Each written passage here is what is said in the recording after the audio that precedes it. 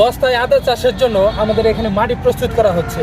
অনেকেই প্রশ্ন করে থাকেন যে আসলে কতটুকু মাটিতে কতটুকু জৈব সার বা কী কী দেওয়া প্রয়োজন মূলত বস্তায় আদা চাষ করার জন্য।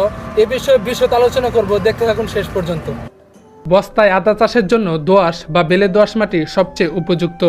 সাধারণত একটি বস্তার জন্য 12 থেকে 15 কেজি মাটির সাথে 5 কেজি পচা গোবর অথবা ভার্মি কম্পোস্ট, 1 কেজি ছাই, 1 কেজি বালি, 25 গ্রাম দানাদার কীটনাশক, 10 গ্রাম টিএসপি, অতিরিক্ত হিসেবে নিমখোল 50 থেকে 100 গ্রাম, ট্রাইকোডার্মা 10 থেকে 20 গ্রাম ভালোভাবে মিশিয়ে 10 থেকে 15 দিন ঢেকে রেখে বস্তায় ভরুন। বস্তার নিচে 3 থেকে 5টি ছিদ্র করে দিন। ছায়াযুক্ত বা আংশিক রোদে রাখুন। প্রতি বস্তায় 2 থেকে 3টি ভালো মানের আদার টুকরা লাগান। প্রতিটি টুকরায় অন্তত 2 থেকে 3টি কুড়ি থাকতে হবে। 2 থেকে 3 ইঞ্চি গভীরে লাগান। হালকা পানি দিন। এতটুকু উপকৃত হলে পোস্টটি শেয়ার করে অন্যের উপকার করুন।